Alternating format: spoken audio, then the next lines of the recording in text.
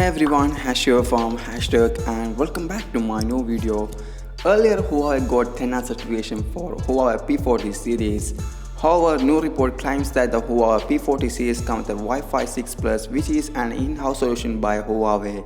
Further, Huawei also launched new Wi-Fi 6 compatible router on February 24th.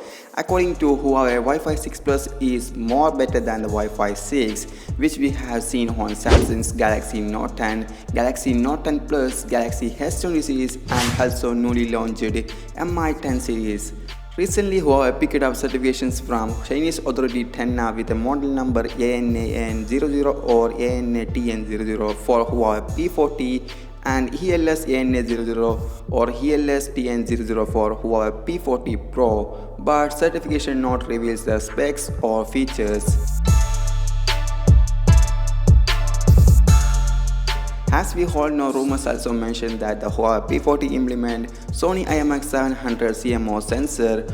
On the other hand, P40 Pro would be equipped with a 40 megapixel ultra wide angle lens, a 10x optical zooms, and a periscopic sensor and a ToF 3D camera. Besides, Huawei flagship may become better in low light photography, unlike Samsung and Xiaomi.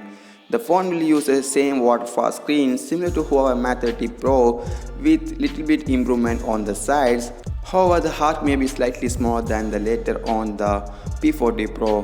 Also sport a 6.5-inch OLED screen, which will feature a refresh rate of 120Hz and 2K plus resolution. Further, have a 5000 mAh battery and 50-watt fast charging technology that is developed by Huawei itself. Further powered by Kirin 990 SoC with a dual mode 5G, and Huawei P40 series will be released in March 2020 in an event in Paris, France. So let me know your thoughts about the Huawei P40 series in the comment box.